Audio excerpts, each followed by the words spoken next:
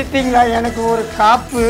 நான் ஆக்சுவலா இது வந்து அந்த சைடு இருந்தா நல்லா இருக்கும் தான். அப்ப 2 பேரும் ராவாவுக்கு வேண்டாம் வேண்டாம். அன்று முதல் இன்று முதல் 6லிருந்து 60 வரை இந்நாள் எந்நாள் பொன்னாள் வாழ்நாள் நான் மறைந்தாலும் இறந்தாலும் மண்டியிட்டு மனைவி நன்றி கடன் பட்ட ஒரே கடவுளா கூட நான் நினைக்கிறேன் என் சூப்பர் ஸ்டார் தலைவர் ரஜினி சார் கிட்ட நாங்கள் கேட்க முடியாது. பட் இருந்தாலும் ஒரு ஃபேனா டைஹார்ட் ஃபேன் நீங்க, உயிரையும் கொடுக்குற அளவு ஃபேன். உங்களை மாதிரி தான் நாங்களும் தலைவர் வரணும்னு ஆசைப்படுறோம். உங்களோட கருத்து என்ன? வருவாரா மாட்டாரா? தயவுசெய்து கட் பண்ணுங்க. இன்னைக்கு இருக்கிற காலகட்ட சூழ்நிலை வந்து எனக்கு எவ்வளோ இது இருக்குன்றது தெரியாது. நீங்கள் போடுறது போட்டு விடுங்க, பார்த்துக்கலாம். அந்த கட் பண்ணுங்க.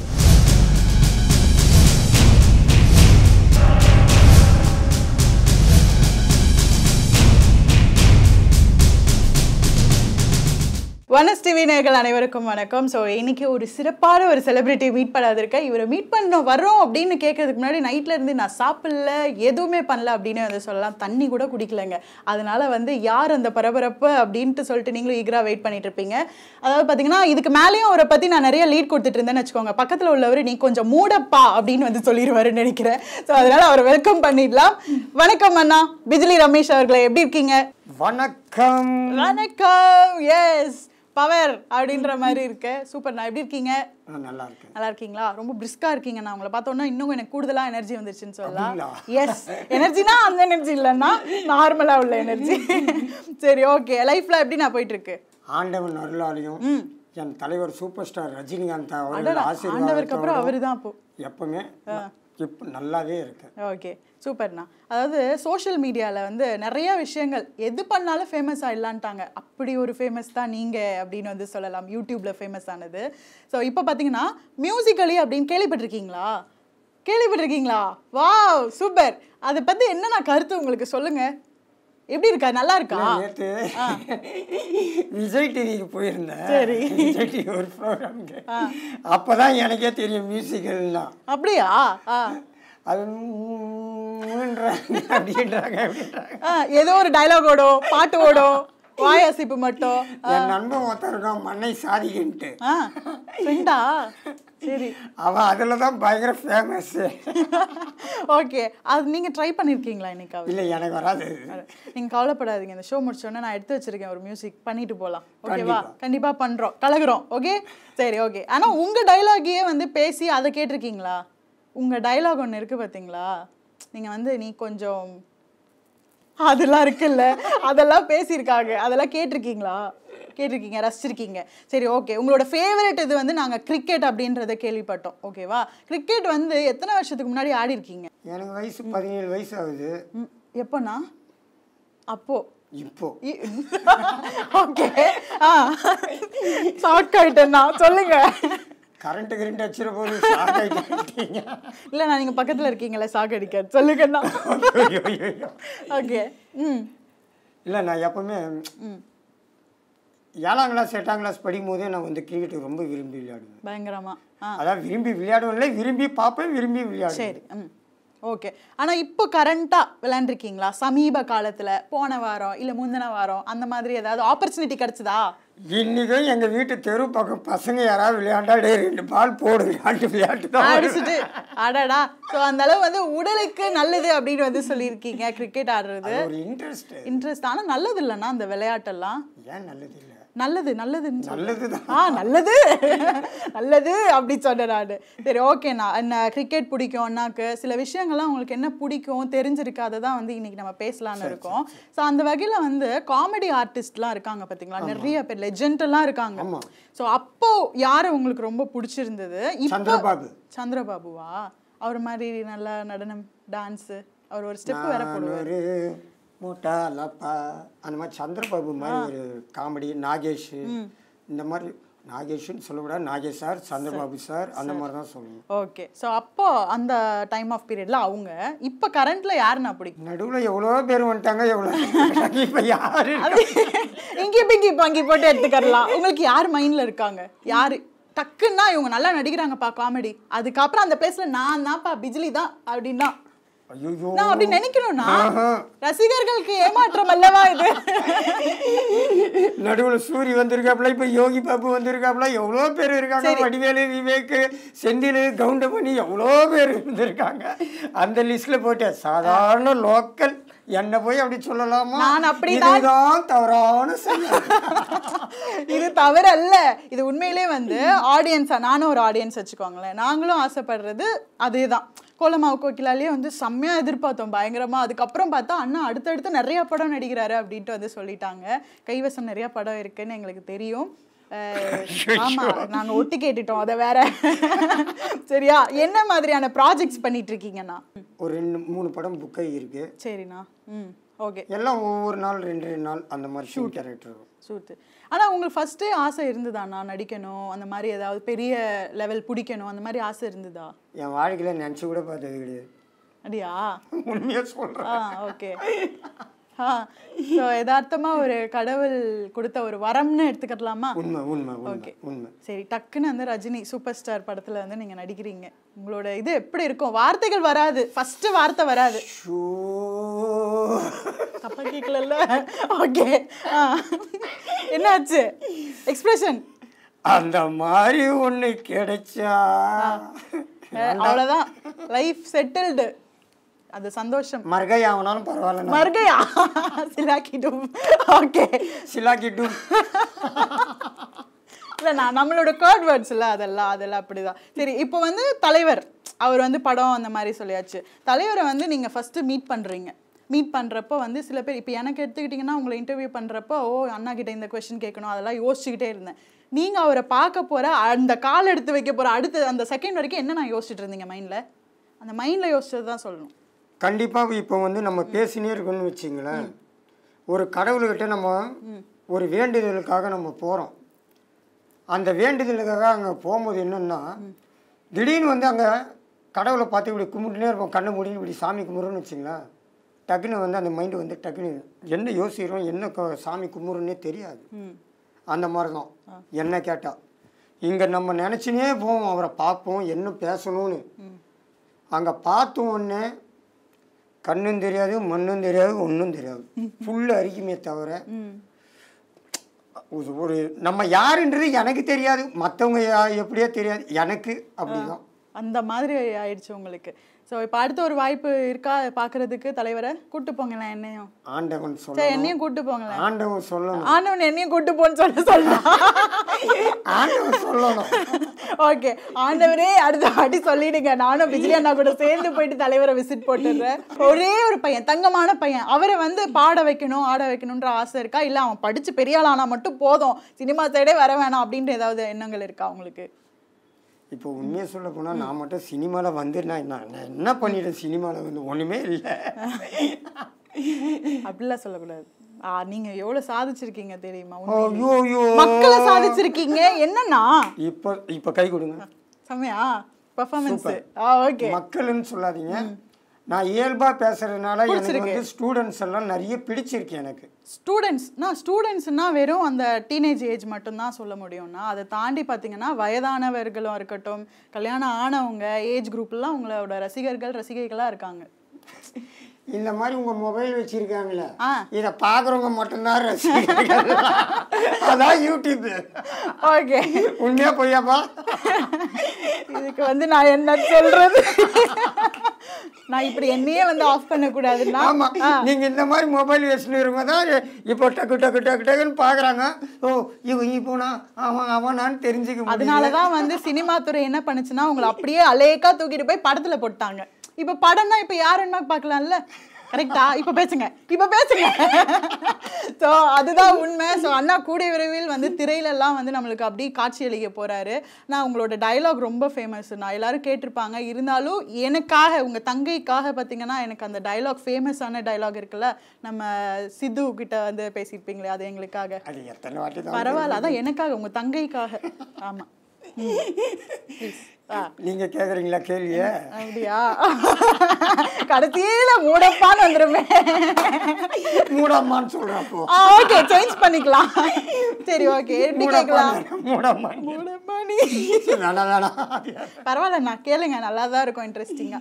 சும்மா என்ன எம்ஜிஆர்ல இருந்த ரமேஷ பப்ளிக்கு லாக் பண்ணி சுமையா கேள்வி மேல கேள்வி கேட்டு லாக் பண்ணி அவ்வளோதான். அண்ணாவை நான் கஷ்டப்படுத்த மாட்டேன் நானு.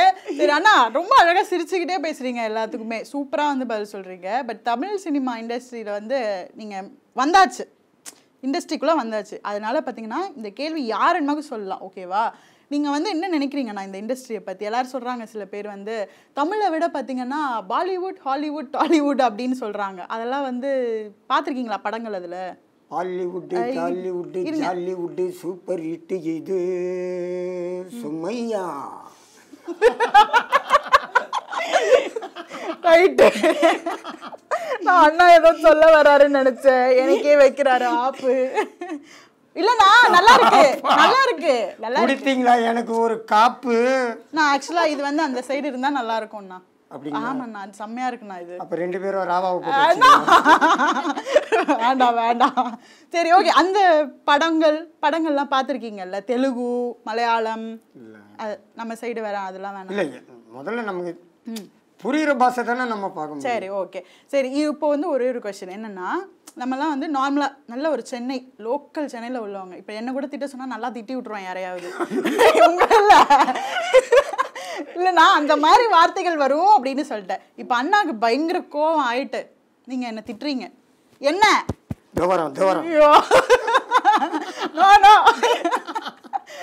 ஸோ திட்டுறீங்க, எப்படி திட்டுவீங்க?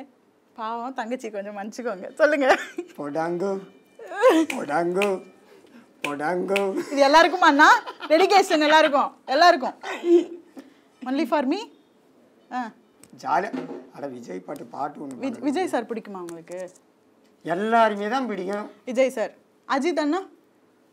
நான் ஒண்ணு சொல்றேன்னா, எல்லாருக்குமே எல்லாரையும் பிடிக்கும். சரி, அவங்களுக்கு ஒரு டேலண்ட் இருக்குன்னா இந்த மாதிரி ஃபேன்ஸ் சில பேர் சொல்றாங்கல்ல. இப்போ வந்து விஜய் அண்ணா படம் ரிலீஸ் ஆகிறப்போ அஜித் அண்ணாவோட ஃபேன்ஸ் வந்து போய் திட்டுறாங்க சும்மாவே. சில பேர் பார்த்தீங்கன்னா நாங்க விஜய் அண்ணாவுக்கும் சப்போர்ட் பண்ணுவோம் அப்படின்னு வந்து சொல்றாங்க.